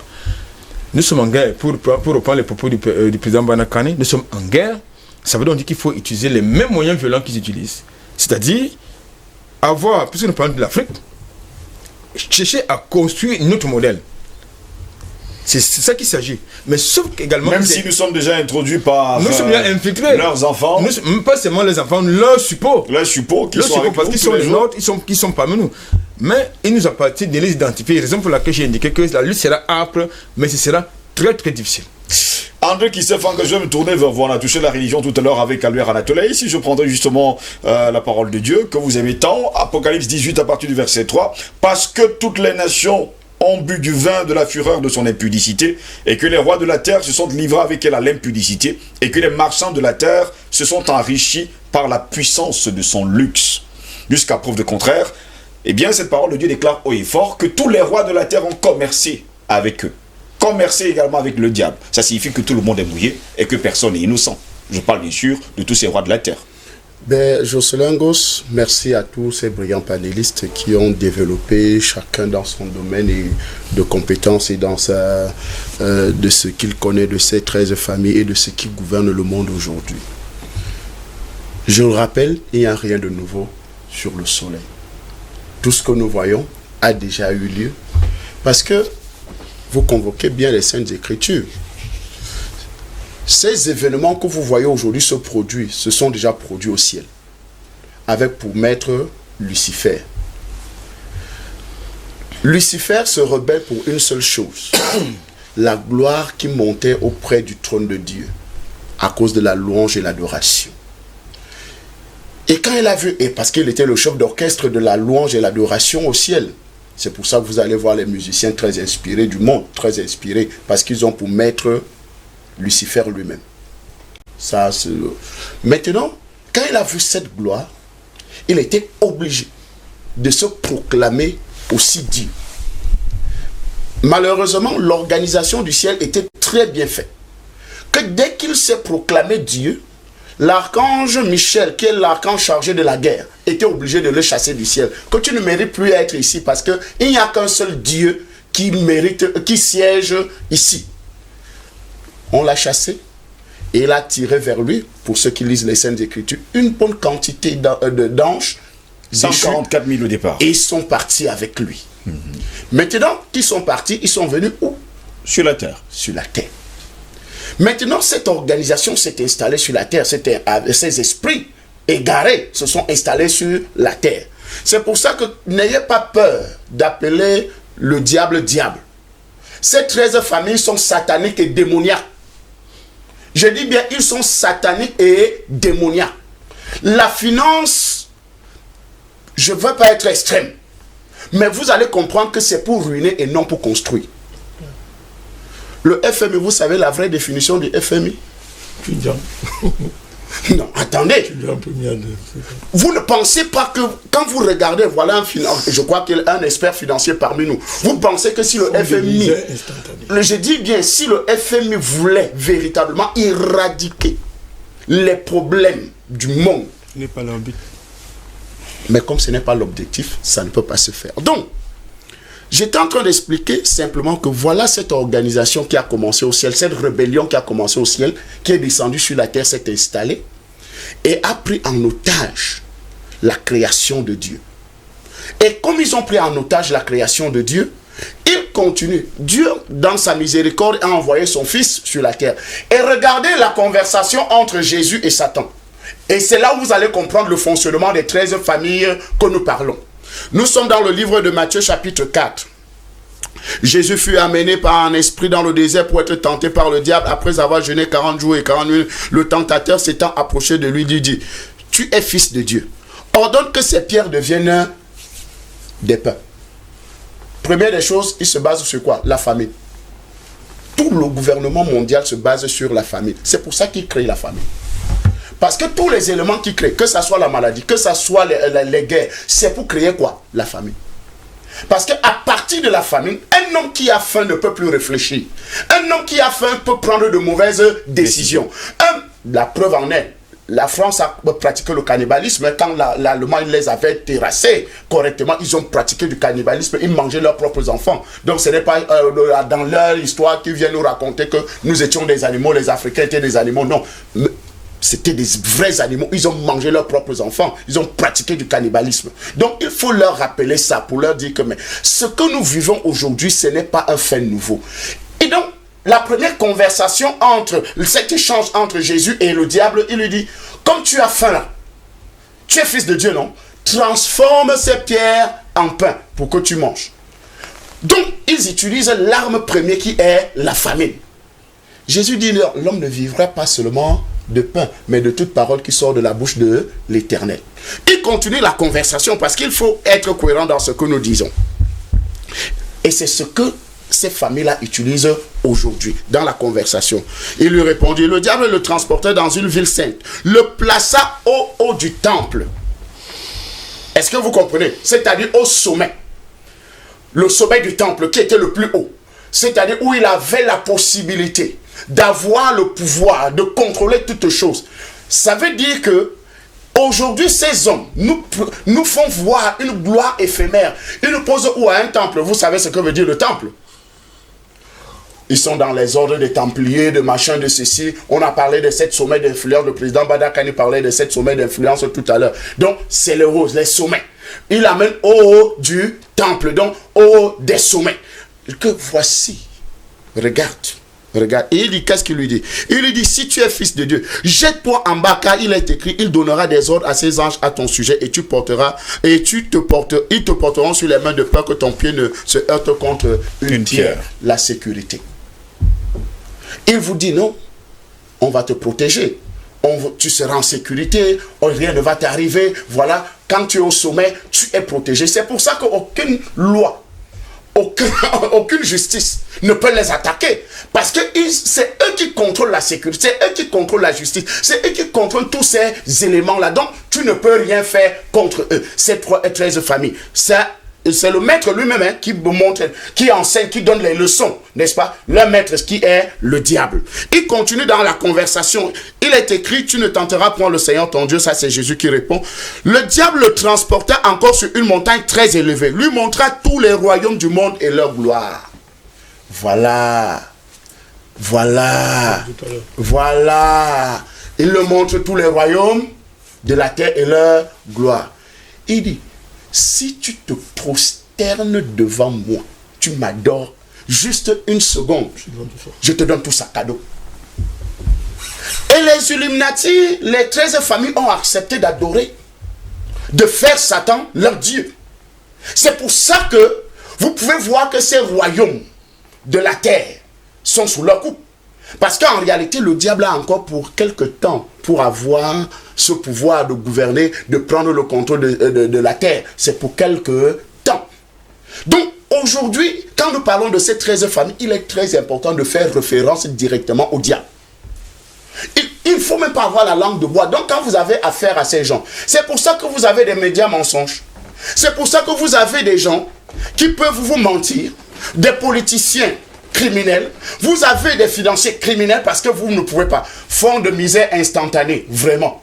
Organisation mondiale satanique, l'OMS. Vous avez l'UNICEF, l'UNESCO qui arrache tout. Parce qu'elle est en train de tout arracher. Tous les patrimoines. Merci Albert. Ils veulent prendre tous les territoires de la terre. Ils veulent avoir le contrôle sur tout. Ils veulent récupérer tous les terres parce que le problème aujourd'hui des terres, parce qu'en réalité, vous savez que l'Europe sera en déclin bientôt. Et la plupart des terres, c'est pour ça qu'ils achètent des terres en grande quantité. Vous allez vous étonner comment l'ancien président français qui vient de mourir là, Giscard d'Estaing, fait comment pour avoir les terres chez moi à l'est de Cameroun. Des hectares. Des hectares de terre. Posez-vous la question, pourquoi? Parce qu'ils préparent quelque chose. Et ils sont comme ça partout. Hein, en utilisant ces grandes surfaces, que ce soit les carrefours et tout le reste là, pour s'installer, pour leur permettre d'avoir des terres, pour avoir des positions stratégiques dans les endroits où, d'ailleurs, le président Badakani parlait de contrôle des espaces de rencontre, parce qu'ils savent que là, quand ils ont le contrôle sur ça, ils peuvent avoir le contrôle sur les êtres humains. Donc, quand nous voyons toutes ces stratégies bien mises en place, bien huilées, nous voulons simplement dire aux Africains à tout le monde de se préparer à la 3e guerre mondiale parce que ça sera très dur. Ça sera très dur, pourquoi? Parce que leur projet, c'est de dire aux autres êtres humains, vous ne méritez pas exister si vous n'êtes pas sur notre Vous ne méritez pas la vie.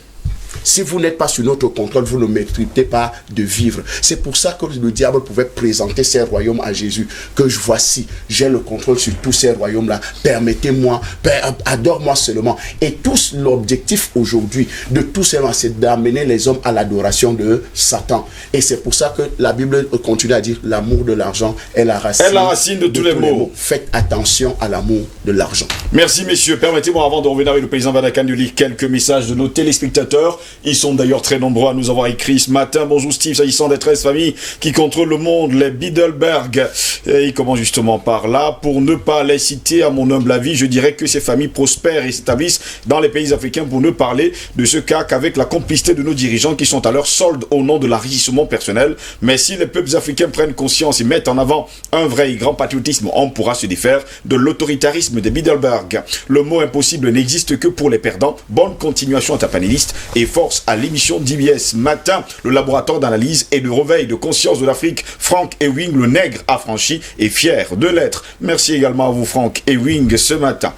Bonjour, moi c'est Waraba depuis Kribi. Je suis un de vos fidèles téléspectateurs. Je veux rejoindre le groupe WhatsApp. Voilà, merci, on va faire le nécessaire. Steve, bonjour, c'est Martial depuis la cité sikh. Quand je suis scotché, il est l'heure de nourrir son esprit intellectuellement. Un homme en manque d'informations est un constipé mental. Bonne continuation à vous également. Bonjour DBS, matin, merci beaucoup pour ce que vous faites. Il est dit dans le Coran, celui qui a un grain d'orgueil dans son cœur où il est supérieur à l'homme va aller en enfer. Ces familles ne sont que sataniques. Nous, Africains, on doit s'unir et garder nos valeurs et traditions africaines qui est la meilleure dans le monde. Je demande aux conférenciers du 27 février de le diffuser sur Zoom ou YouTube pour faire participer aux panafricanistes à l'extérieur de Cameroun. C'est Amadou Kidé qui nous écrit depuis Nouakchott ce matin. Oui, lui là à Nouakchott, il aimerait participer, mais il pourrait par Zoom, ce serait mieux. En tout cas pour lui, c'est ce qu'il nous dit d'ailleurs ce matin. Messieurs, continuons à lire justement les messages de nos téléspectateurs. Bonjour Panga, Apocalypse 13, 16, 17 et 1 Jean 5, 19 pour étayer tes propos. C'est Jules Njam qui nous a également écrit ce matin. Bonjour Monsieur Ngos, il faut parler de ce Canadien qui a adopté une petite Ivoirienne et en fait son esclave sexuel. Ce n'est pas le sujet ce matin. Bonjour Didier, ce matin il y a tout sur le plateau. La parole déclare, les hommes livrés au mal ne comprennent pas ce qui est juste, mais ceux qui cherchent l'Éternel comprennent de tout. Le rappel de ces 13 familles que le diable qui est leur Dieu n'a aucune autorité sur les enfants dignes de Dieu tout-puissant. De plus, seul le Seigneur Jésus-Christ a payé le prix, Satan n'a payé aucun prix. Honte à toi Rothschild et à ta suite marionnette de Lucifer. Va mieux le pauvre qui marche dans son... Vaut mieux le pauvre, je pense que c'est ce qu'il voulait dire, qui marche dans son intégrité que celui qui a des voies tortueuses et qui est riche. Parole de l'Éternel, bonne journée dans la paix du Christ ressuscité. C'est Jimmy Stéphanie depuis PK16, la rachetée des rois qui nous a également écrit ce matin. Bonjour le plateau, salut mon président Bandakani. Est-ce que ces 13 familles contrôlent-ils la Corée du Nord? Raouf Ismaël depuis le Bénin. Je vous réponds tout de suite, ils contrôlent tout, même la Corée du Nord. Si c'est ça que vous voulez comprendre. C'est juste un jeu de mots. Allons-y rapidement avec les téléspectateurs ce matin. Bonjour Steve, brillant journaliste et très grand. D'ailleurs, et à tous vos excellents panélistes très pertinents, nous devons comprendre que les Occidentaux ne sont que dans une logique de perpétuation du satanisme dans laquelle sont trempés nos dirigeants. Ces familles pensent contrôler le monde, mais elles oublient que l'Afrique est une grande case où quand ces Occidentaux l'allumeront, leur feu, la fumée va se dégager en Afrique. Nous connaissons et comprenons d'ailleurs tous ces plans machiavéliques pour asseoir leur pseudo-hégémonie. Nous sommes là en face de ce qu'on appelle la théorie de l'efficacité de l'activité, c'est-à-dire ils occasionneront des guerres, pour qu'ils continuent à vendre des armes, à créer des fausses maladies pour inventer de faux vaccins et les vendre. Voilà le plan de ces familles diaboliques, sataniques, cruelles, kabbalistes, anthropophages. Je pense que le temps est arrivé et comme disait Patrice Lumumba, je sais et je sens que tôt ou tard, mon peuple se lèvera comme un seul homme pour dire non au colonialisme dégradant et honteux pour reprendre sa dignité. Merci à Christelle Fanga pour sa parole qui est pour nous une nourriture spirituelle et qui nous transforme. Bonne journée à vous, c'est Franck Olivier depuis Douala ce matin. Bonjour, chers panélistes, que Dieu vous bénisse pour tout ce que vous faites. J'aimerais que Dr Fanga nous donne la vraie définition du FMI. Vous pouvez la donner rapidement pour qu'ils comprennent. Fonds de misère international. Fonds de misère instantané. Eh bien, c'est Benjamin qui vous nous écrit depuis le Mali qui a posé justement cette question. Merci également à vous tous qui nous regardez depuis le Mali. Bonjour à vous en studio, tous mes respects au panel et à vous, monsieur Ngo. Je voudrais savoir, s'il vous plaît, ont-ils des origines juives, ces 13 familles? Merci, bonne journée à vous tous. L'Afrique se lève et il est le peuple d'élu. Ces gens depuis Douala. Faut bien éviter le mot juif. Non, ils ne sont pas juifs. Je vous réponds tout de suite. Et on va également faire un clin d'œil à monsieur Bilim Jonas qui nous a inspiré d'ailleurs ce thème ce matin. Bonjour DBS, bonjour monsieur Ngos, très bon thème. J'aimerais juste souligner la différence qui existe entre la légitimité, les richesses naturelles et l'argent, les finances qui sont une richesse artificielle. Ma question est la suivante, monsieur Ngos. Si vous refusez de vendre votre richesse naturelle, à quoi sert l'argent?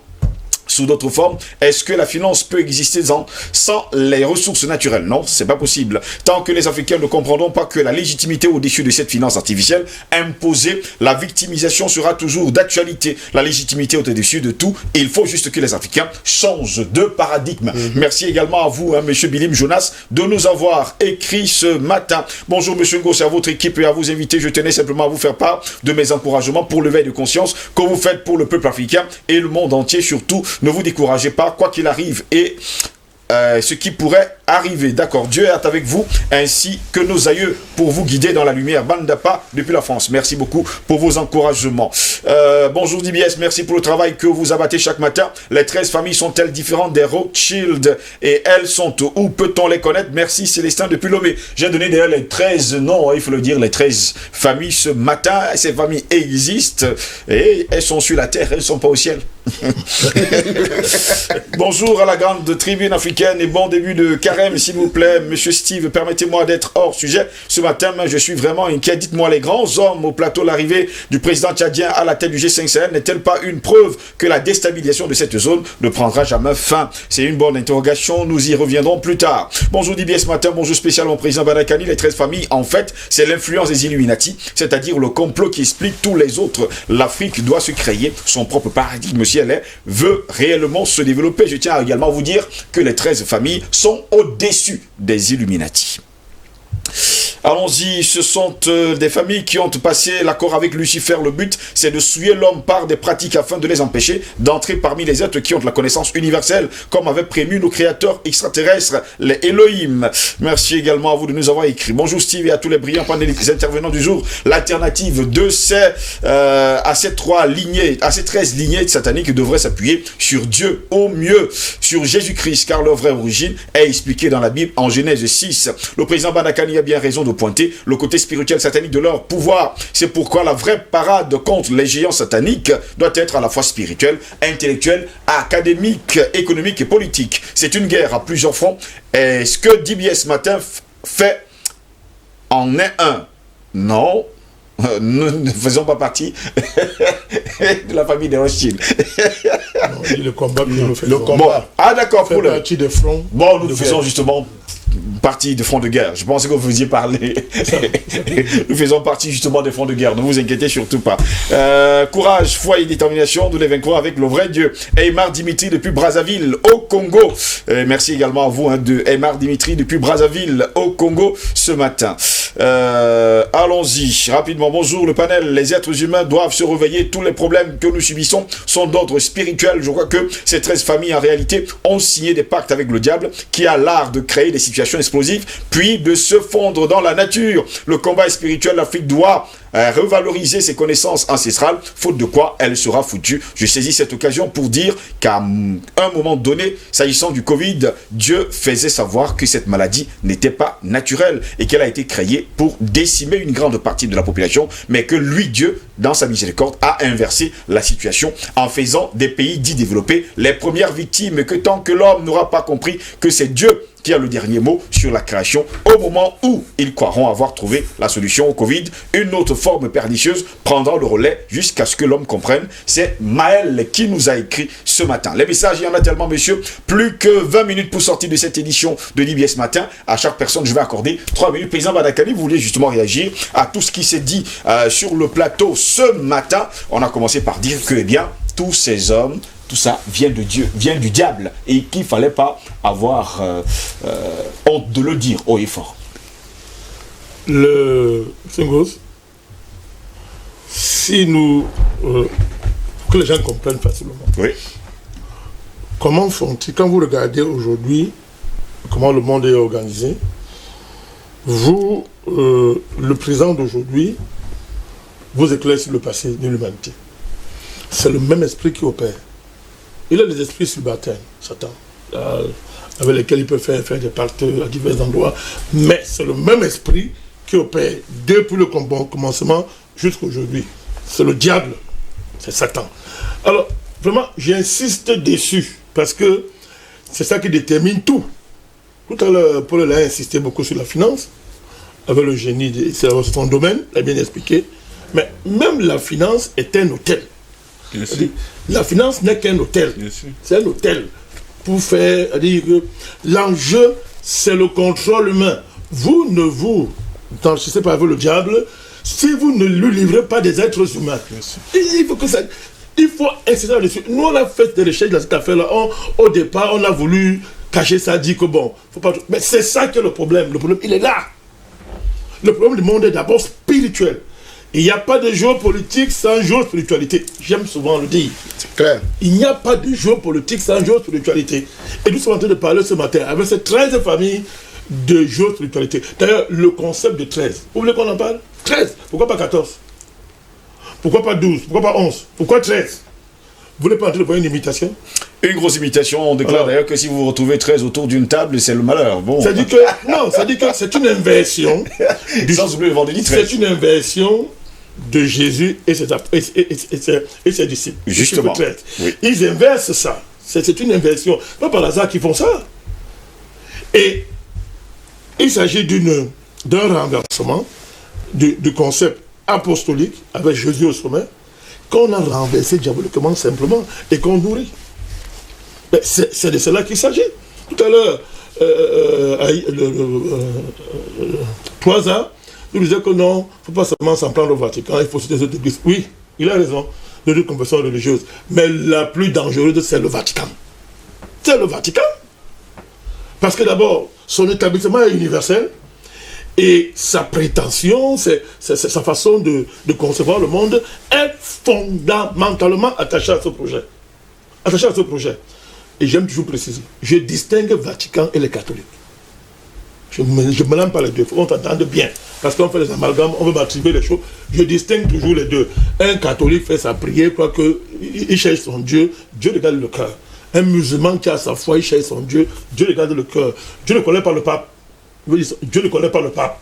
Il connaît un être humain qui s'est arrogé, qui ne connaît pas. Mais Dieu ne connaît pas le pape. Le pape, ce n'est pas une institution créée par Dieu. Tous ces machins-là, Dieu regarde l'être humain et son cœur. Donc le Vatican est attaché fondamentalement aux prémices de ce projet. Il est attaché. C'est pour ça que moi j'en parle. Parce que sinon, ça dit qu'on ne comprend pas la dimension géospirituelle. C'est très important. Vous avez Monsieur Gauss, quel est l'ennemi de ces gens? Parce qu'il faut qu'on dise, qu'est-ce qu'ils ne veulent pas voir? Qu'est-ce qu'ils veulent détruire? L'homme saint, l'homme. Il faut, je vais aller plus, je vais être cru ce matin. Les Illuminati, ces 13 familles, ont pour ennemi le plus farouche le véritable chrétien. Bon, bien. Allez lire leur livre. C'est pas, on parle pas, allez lire leur livre. Vous allez voir comment ils hiérarchisent leurs ennemis. Leur premier ennemi, c'est celui qui croit en Jésus-Christ. Je n'ai pas dit qu'il est dans une religion chrétienne. Celui qui croit en... Leur principal ennemi, demandez à tous les francs-maçons, à tous les ésotériques, ils vont vous dire que leur principal ennemi, c'est d'éradiquer cette foi-là sur la terre. Mais ce n'est pas le fait du hasard. Ils ne craignent pas les traditions africaines. Ils ne craignent pas les traditions africaines. Ils ne craignent pas ces choses-là. Allez lire leurs livres. Ils ne craignent pas. Ils ont ce qui les fait le plus peur. Ce qu'ils veulent éradiquer de la terre, c'est la véritable foi chrétienne. Qui n'a rien à voir avec les variantes religieuses là. Pas du tout. Donc, vous avez ça. Vous avez... tout à l'heure, monsieur là a parlé des finances. Mais la spéculation, c'est quoi? Parce qu'ils sont les inventeurs de la spéculation. Voilà. C'est clair. C'est la spéculation. C'est le mot qu'il dit. Parce qu'il a dit qu'il faut distinguer l'économie. La finance, c'est quoi? C'est la spéculation, c'est du banditisme pur et simple. Il est question d'appauvrir les rois. Ça commence par ça. On appauvrit les rois, les royautés, on les appauvrit. Lorsque on cherche à maîtriser l'information stratégique, on organise les guerres, trois à l'appeler. C'est ce qu'ils font dès le départ. On organise les guerres, on fait les mariages d'intérêt avec les familles royales, c'est-à-dire on entre dans les généalogies royales, et ensuite, quand les rois sont pauvres, on leur apporte l'argent dont ils ont besoin. Absolument. En échange, ils livrent le pays. Ça s'est passé comme ça. C'est ce qu'ils ont fait. C'est ce qu'ils font. En échange, et c'est ce que le FMI fait aujourd'hui aux pays africains. Exactement. C'est la même logique. C'est-à-dire que c'est aussi simple que ça. L'infiltration des familles royales continue aujourd'hui avec le placement des présidents à la tête de vos pays. Est-ce que c'est compliqué à comprendre? Avec le formatage des élites. Je dis que c'est la même chose qui continue. Les formes changent simplement, les emballages changent, mais c'est la même chose. Le produit reste le même. La même chose. On n'a pas le temps, on fera une émission, on va parler ici de comment les juifs autoproclamés, je dis bien autoproclamés, ça n'a rien à voir avec les juifs. C'est-à-dire que l'idée même juive, du mot juif, rien à voir. Ça n'a rien à voir. On vous comprend pas le temps. Terminons. Autoproclamés. Donc, on va vous démontrer comment les juifs ont fait pour devenir maîtres de l'argent. Juifs entre guillemets. Tout à l'heure, on va démontrer ça. Les gens vont comprendre que c'est qui est en train de se tramer. Ces gens-là ont repris simplement, M. Ngos, les méthodes, les techniques, les recettes par lesquelles les empires, les vieilles familles royales du très fond de l'humanité faisaient pour accumuler le pouvoir, sauvegarder le pouvoir et le transmettre à leur génération. Parmi les méthodes, vous avez les cultes sataniques, je l'ai dit, vous avez le chantage. Il faut toujours compromettre quelqu'un, compromettre les esprits brillants. Exactement. Les esprits brillants qui sont dans le peuple. On va aujourd'hui au Cameroun, prenez le Cameroun. Si vous avez un enfant au Cameroun qui a le bac à 8 ans ou 10 ans, ou qui est brillant à 12 ans, le lendemain il disparaît, il va où? Dis-moi pas comment on fait pour l'extraire et l'amener aux États-Unis par exemple. Le Rotary Club, le Lions Club. Vous voyez, on vient le chercher. Les ambassades sont là pour ça, les autres sont là pour ça. On vient le chercher. Oui, c'est comme ça, c'est-à-dire, il faut compromettre les esprits saints, les esprits brillants, et après on les fait chanter. C'est-à-dire, on te jette dans un scandale, on te tient. L'organisation pyramidale qu'ils ont héritée de l'Égypte antique permet de tenir les gens sans qu'on vous tienne, sans être tenus. Ils vous tiennent tous, mais ils ne sont pas tenus à cause justement de l'organisation pyramidale, n'est-ce pas, qui fait que, bon, je te connais, tu ne me connais pas. On fait croiser des organisations qui se croisent, mais il n'y a pas une véritable interpénétration. Et eux, ils coiffent au-dessus. Ils tiennent tout le monde. Ils peuvent opposer les gens du secteur financier, par exemple, aux gens du secteur sportif. Ils savent comment ils font pour opposer les géopoliticiens aux financiers, les financiers aux artistes, les médecins à tel groupe. Mais au-dessus, ils connaissent tout le monde, mais vous ne le tenez pas. Et ils vous compromettent tous. Et c'est là où le monde est aujourd'hui. C'est là où nous nous trouvons aujourd'hui. J'ai terminé avec la Troisième Guerre mondiale. Mais apôtre, on y est. Ce n'est pas à venir. On y est. Le virus fabriqué, c'est quoi? C'est le déclenchement de cette Troisième Guerre mondiale. On y est. La différence, c'est que contrairement aux guerres passées, où les nations s'affrontaient, la guerre consistait seulement à un affrontement des nations. Maintenant, c'est l'affrontement entre chaque être humain sur la terre et ses 13 familles. Mais on y est. Maintenant, les nations vont simplement servir. Les nations qui vont s'aligner derrière ces 13 familles-là vont être opposées à d'autres. Mais l'enjeu principal, ce n'est plus la conquête d'un territoire. Ce n'est pas la conquête. Ils ont fini avec le territoire depuis, ils ont tout conquis. C'est le contrôle absolu à exercer tout être humain. C'est pour ça que chaque être humain sur cette terre est en guerre totale contre ces 13 familles et leurs représentants. Merci beaucoup, président Bandakani. En une minute, je vais me passer la parole à Polela. Polela, qu'est-ce qu'on fait maintenant? Qu'est-ce qu'on dit aux Africains qui nous regardent? On leur dit d'être vigilants, on leur dit de savoir lire les événements en cours, on leur dit de convoquer l'histoire, on leur dit de lire et de lire encore pour s'informer, pour maîtriser les enjeux dont ils dépendent. Et pour comprendre que en réalité, la finance internationale aujourd'hui, la maîtrise de la monnaie, la gestion de la monnaie par des manipulations d'inflation, de déflation et de tout le reste, du chômage, de tous les agrégats économiques, et a un seul but, c'est de maîtriser, c'est de contrôler le monde, c'est le contrôle total.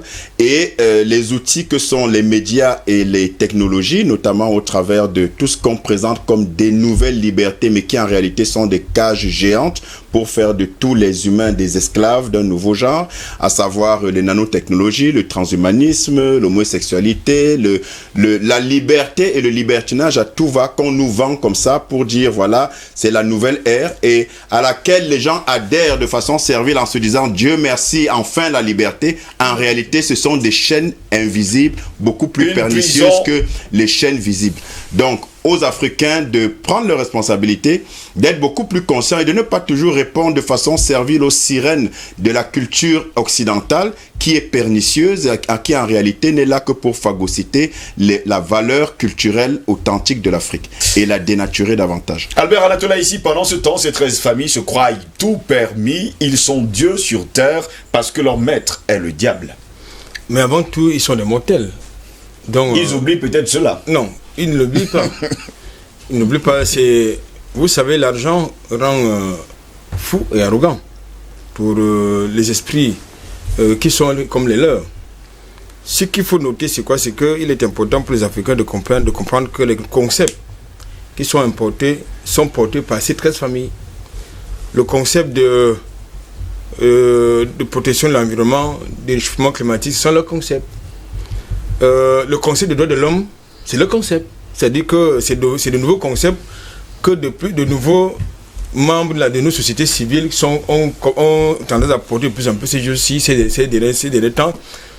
Mais ces concepts de droits de l'homme arrêtés sont des concepts pour justement nous abrutir, pour nous divertir. Parce qu'en réalité, les actes qu'ils posent sont diamétralement opposés au concept de protection des droits de l'homme. Ils sont les pires ennemis. Il faut donc pour comprendre cela qu'en réalité, le concept des droits de l'homme, c'est du blablabla. C'est de la manipulation, des masses, c'est de l'aliénation une fois de plus. Ça, c'est dans le deux. Il faut également comprendre une chose. Quand on parle de l'agenda 21 2030 des Nations Unies, il faut très bien comprendre à quoi ça renvoie. Bientôt, vous aurez, après l'expérimentation du Covid-19, sur des vaccins à Covid-19, vous aurez la 5G qui va arriver. On va supprimer, n'est-ce pas, on commence à avoir la rareté des pièces de monnaie. On va soumettre tout le monde à la monnaie mondiale, c'est-à-dire unique. Et c'est l'objectif. Ça commence à arriver. Et vous voyez donc les gogos dans la rue, ils ne comprennent rien du tout. Mais quand ils n'ont pas le temps de... Quand bien ils écoutent sur ce plateau, ils croient que nous sommes dans la victimisation. C'est un mot qu'ils aiment bien. Merci. Donc je pense que... Donc bon, je pense qu'il faut donc qu'ils comprennent, qu'ils apprennent à lire les événements. La rareté des pièces de monnaie, c'est pas anodin. Vous avez donc, désormais tout le monde doit aller à la monnaie électronique. C'est pas anodin. Donc, la 5G arrive, c'est pas anodin. L'imposition, c'est-à-dire, la suppression de la pharmacopée traditionnelle, parce que ça sera contrôlé, ils vont tout faire pour brûler vos forêts, parce que après avoir détruit l'Amazonie, ils sont en train de venir en Afrique centrale, en tout cas au niveau du golfe de Guinée, pour prétendre protéger nos forêts. Ça, je crois que c'est encore une imposture. André Kisselfanga, finalement, pour sortir de cette autre édition de DBS Matin, on va dire justement à nos téléspectateurs que ignorant est un danger public. Bien sûr, mon peuple périt faute de connaissance. Osée chapitre 4, le verset 6. C'est très important. L'ignorance nous amène à adopter des comportements bizarres ou bien à se comporter. Parce que le monde aujourd'hui, il faut que les Africains se réveillent, qu'ils ne se contentent pas du bling-bling. Parce qu'en réalité, on nous a vendu un bling-bling virtuel, un bling-bling qui n'est existentiel, qui n'est pas réel. Parce que quand nous voyons tout ce qui vient de l'Occident, nous adoptons véritablement, très rapidement, on vient de parler des droits de l'homme, et vous allez retrouver, ils sont nombreux là, militants des droits de l'homme. Est-ce que vous savez que c'est très douloureux quand vous allez au short et que vous êtes constipé, n'est-ce pas? Aller au short, c'est très difficile. Imaginez-vous alors la sévérité quand on vous fait enflammer le derrière. Ça, ce n'est pas un droit de l'homme, ça qu'on doit protéger, mais c'est ce qu'eux, ils sont en train de promettre. Ça, c'est une criminalité. Vous comprenez un peu, c'est des criminels. Mais eux, ils disent qu'ils sont là pour les droits de l'homme, alors que c'est des souffrances. Mais ils disent que non, c'est la liberté. Les gens peuvent se faire enflammer comme ils veulent. Ça, c'est leur domaine. Donc, en réalité, amener tout le monde à la compromission. Je finis avec les 13 familles, n'est-ce pas?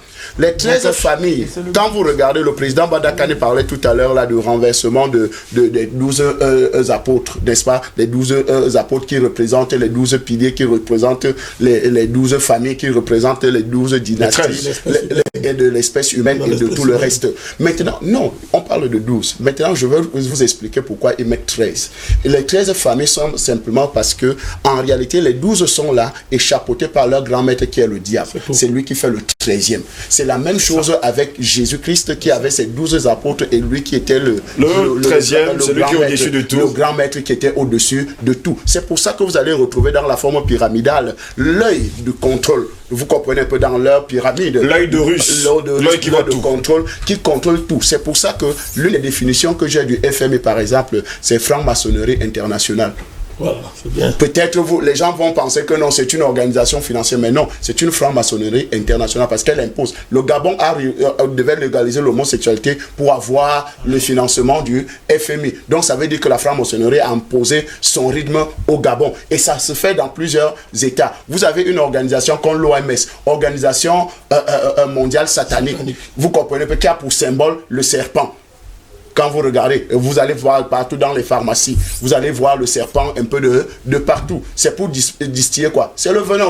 L'un des éléments qui constitue le serpent, c'est quoi? C'est le venin. C'est son élément le plus dangereux. Et le venin n'est pas là pour donner la vie. Pas du tout, c'est pour tuer. Le venin est pour tuer. Merci, donc, vous comprenez qu'il faut véritablement qu'on ouvre les yeux, réveillons-nous, comme le disent souvent certaines revues. Réveillons-nous pour que nous puissions voir clair face à ce danger qui est en train d'arriver. Et c'est ceux qui auront, parce que je finis avec ceci, Jean chapitre 1, le verset 12, à tous ceux qui l'ont reçu, à tous ceux qui croient à son nom, elle a donné le pouvoir de devenir enfants de Dieu. Nous ne pouvons qu'être écartés de ce danger si nous nous revenons à cette écriture-là et nous adoptons, parce que c'est un choix de croire. Merci beaucoup, messieurs, d'avoir été là ce matin pour ce sujet assez passionnant. Nous allons y revenir forcément dans les jours à venir. Une minorité de 13 familles contrôle secrètement le monde. Quelle alternative? L'alternative, on vous l'a donnée. Il faut vous réveiller et donner entièrement vos vies à Jésus-Christ. C'est la meilleure des choses à faire. Merci pour là d'avoir été là ce matin. En n'oubliant pas que le 27 février prochain, on parlera justement des journées du panafricanisme et surtout avec des thèmes. Ce sera Bona Moussadi et tout le monde devra justement s'inscrire via le téléphone. Et bien sûr, faut pas oublier. Vous n'avez qu'à donner le numéro 699 84 98 98 699 84 98 98. Privilégiez les écrits, les messages WhatsApp parce que c'est beaucoup plus pratique. Et rendez-vous le 27 février pour la première session des universités panafricaines. Il ne faut pas également oublier que quelqu'un, téléspectateur depuis la Mauritanie, Nouakchott, nous a dit qu'il faudrait également penser à Zoom pour que ceux qui ne sont pas justement sur le continent africain, alors au Cameroun précisément, puissent en profiter. Merci également. Oui. Bon, il nous censure d'ailleurs à tous les coups parce qu'il y a quelqu'un qui m'a écrit depuis l'Algérie tout à l'heure pour nous faire comprendre que là-bas, il n'y a pas le son et ils ont coupé. Ils font autre chose, ils ont des algorithmes. Quand certains parallèles commencent à parler, on coupe ton son. Je fais comme ça, mais ça ne sort pas. Ça ne sort pas. Merci beaucoup, président Badakani, d'avoir été là ce matin. Merci à vous, Albert Natola, ici. Écoutez, mais je crois que les téléspectateurs peuvent maintenant éteindre la télé et reprendre une activité normale. Merci beaucoup à vous, Arde Kissefara, d'avoir été là ce matin. Mais que Dieu bénisse notre pays, que Dieu bénisse le monde. Mesdames, messieurs, c'est ici que s'achève cette autre édition de DBS Matin, la troisième du genre de cette semaine. Vous pouvez désormais éteindre vos télévisions et reprendre une activité normale. N'oubliez surtout pas, comme le déclarent les poètes Goliath, l'argent c'est certain, rend l'idiot éloquent. Bonne journée à toutes et à tous et à demain. S'il plaît à Dieu, au revoir.